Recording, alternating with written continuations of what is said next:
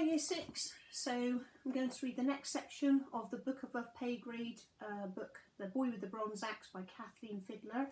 So you should have already heard chapter 9 from Miss Hill, and in chapter 9 you may remember that Tenko and Brocken and Callie had gone on a search in the boat for some islands that Tenko had heard about, and whilst they were shored up, after waking up from a sleep, they noticed some smoke and they went in search to find out where the smoke was coming from. They found another tribe and discussed with them whether there might be some islands further around the shore.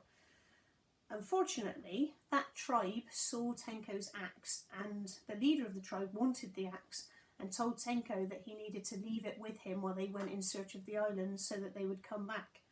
And the children had to escape in the night and manage to get Tenko's axe and get back in the boat so they could get back to Skara together. And that's kind of where we got left at the end of that chapter.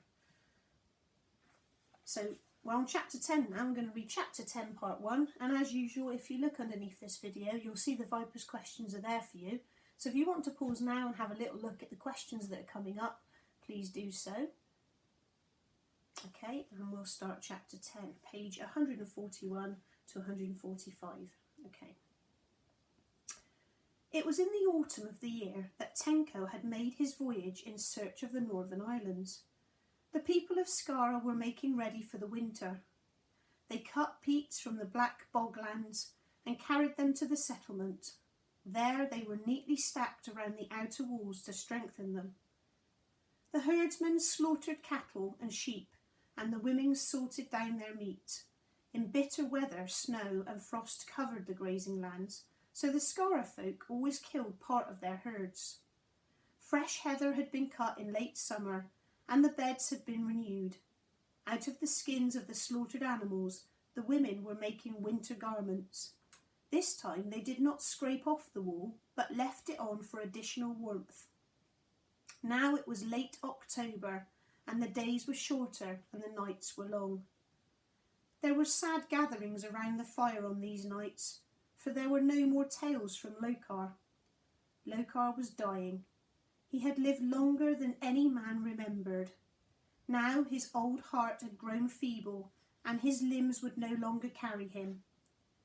One night, when Berno was watching beside him, Lokar stirred restlessly and said, "Bring Tenko." "It is night and Tenko is fast asleep," Berno told him gently. "My time is getting short, Berno. Bring Tenko. I have things I must say to you both." Berno woke Tenko. "Come quietly. Do not wake the rest. Lokar wants you." They went as silently as ghosts to Lokar's hut. "Sit beside me," Lokar said. He took a hand of each of them as though he drew strength from them. "Now that I am near death, I can see and understand things better than ever before. What is to come is shown to me in part, and I must tell it to you." Berno and Tenko bent lower so they did not miss a whisper. "Death and destruction are coming to Skara. You must watch for the signs, for I shall no longer be with you. You will know them when they appear. There will be a great wind. Skara will vanish in a night, but it will not be lost forever. The same power which overwhelms it will restore it again, but not for many, many winters and summers." "You're very ill, Lokar. It is your illness that makes you imagine these terrible things," Berno told him. "It is my illness that gives me the sight. Take heart though, Berno. Not all of you will perish. When the night of doom comes, listen to Tenko. Do not scorn him because he is young. He will know what to do." Lokar looked towards Tenko. "Tenko, you will do your utmost for my people?" "I promise you, Lokar. In you and Callie and Brocken will rest the future of the tribe of Skara. Be a son always to Berno and Stempsey." He turned once more to Berno. "Berno, will you take me to the place of the dead at Mayshau?" "Yes, Lokar. Your bones shall rest with the chiefs and the wise men of Orkney." "I am content." Not long afterwards, Lokar sank into a deep sleep from which he did not wake. So that's our first question. The question is a retrieval question, and it asks, what time of year did Lokar pass away? It's said right at the beginning of this book, this chapter here, what time of year it was. In fact, it even told us the month of the year. See if you can remember. So back in the beginning, it told us that it was autumn and that the people of Skara were getting ready for winter. And a little bit further on, it actually told us that it was October. So Lokar died in the late autumn in October. Not long afterwards, Lokar sank into a deep sleep from which he did not wake. There was a great sorrow among the people of Skara. Their sorrow indeed was amongst all the tribes, for when word was sent to them, Lokar had been the wisest, highest priest for the son of Orkney, that the son of Orkney had ever known. It was a sad procession that set off from Skara to trudge the miles to Maeshow. Berno and the strong men of the tribe carried Lokar's body on a stretcher made of sheepskin. Behind them came the rest of the men and the boys. The stone symbols of the sun were carried, cupped in the palms of the men, but Tenko carried his bronze axe, polished so that it shone in the wintry sun. So they came to the place of the dead, the great mound of Maeshow. There they were met by the men of many other tribes that had come to do honour to Lokar. It was the first time Tenko had been to Maeshow. He had seen it at a distance when the festival of the sun took place. The great green mound was shaped like a cone and rose high above the surrounding plain. Round the mound was a broad ditch, 45 feet wide and 6 feet deep. There was a road across it to a doorway, closed by a stone slab. The stretcher bearers laid down their burden outside the door and removed the stone slab. It revealed a long, narrow stone tunnel. A man from a nearby settlement came carrying a bowl of smouldering peats. 4 young men carried torches of sheep's wool dipped in whale oil and bound to long bones. The young men kindled them at the bowl of peats. Then, stooping, they went first to light the way into the great tomb. So that's our next question. It's a vocabulary question, and the question says, the young men kindled them at the bowl of peats. What does the word kindled mean? So if I read the bit before, it tells us, a man from a nearby settlement came carrying a bowl of smouldering peats. 4 young men carried torches of sheep's wool dipped in whale oil and bound to long bones. The young men kindled them at the bowl of peats.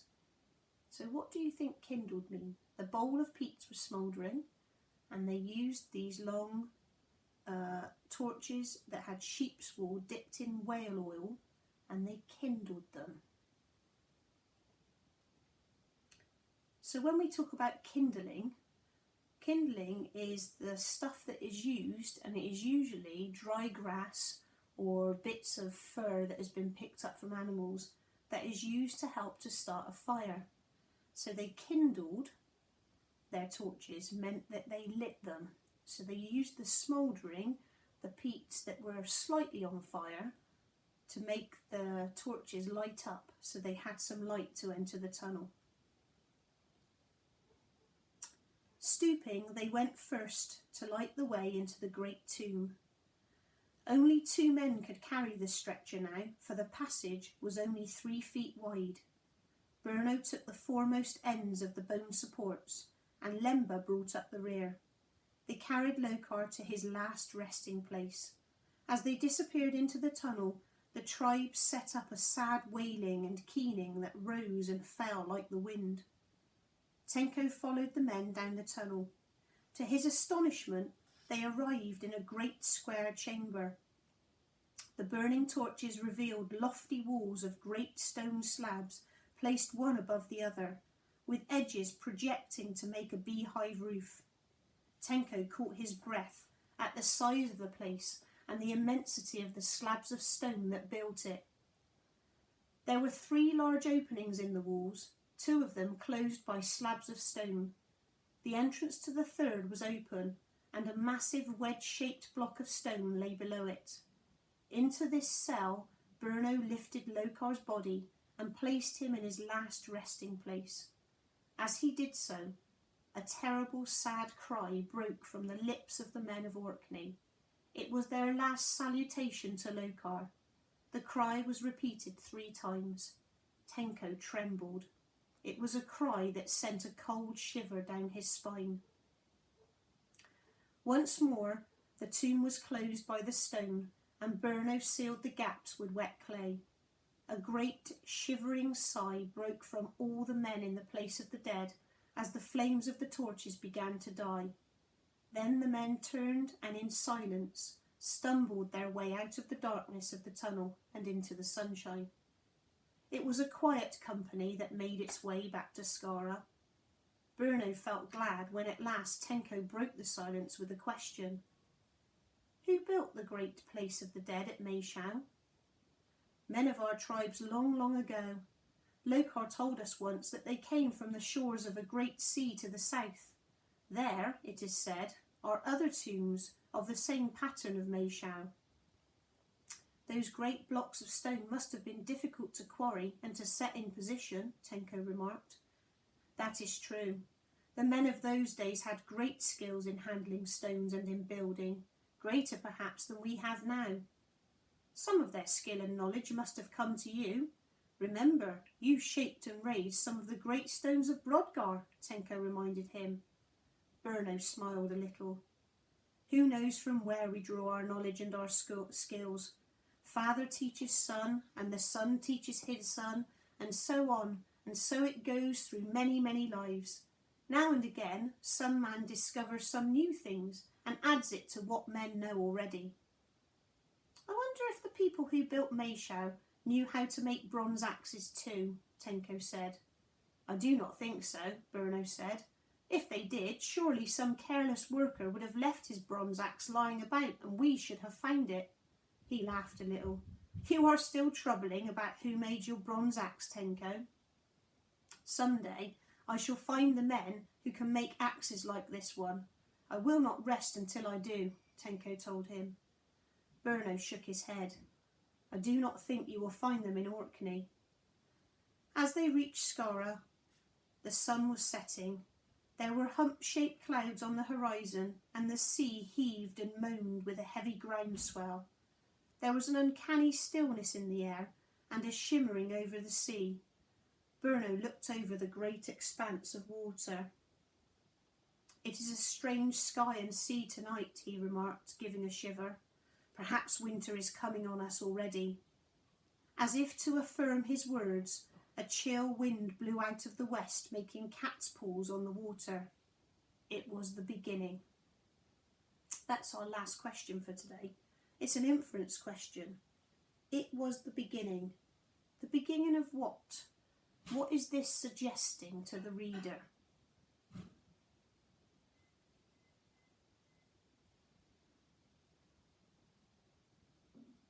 So earlier on in this chapter, Lokar has given them a warning that something bad is going to happen to Skara, and that the wind is going to blow up terribly, and that they may have to escape. And already they are noticing that the wind is causing a swell in the sea, and that there is a strange stillness in the air, the kind you might get before a storm. The sky is strange and the sea seems strange, Birno is remarking, and there's a shiver. He thinks winter might be coming already. That it was beginning is to give the reader a clue that the thing that Lokar has predicted, the end of Skara, is beginning already as the weather is beginning to change. The people of Skara did not linger in the meeting place as they might have done at other times. Perhaps they were weighed down with the burden of mourning for Lokar. Perhaps the chill of winter was already entering a little into their bones. But they went quietly to their own huts. Stempsy blew on the peats and grilled steaks of mutton at the end of a long bone that served as a toasting fork, while Callie warmed milk in a bowl. They ate in silence. Suddenly Birno raised his head. The wind is rising, he said. They listened. The sound had grown to a steady whine. We'll read the next section in the next video, which will take us through to the middle of chapter 10. But have a think about what you're expecting to happen next.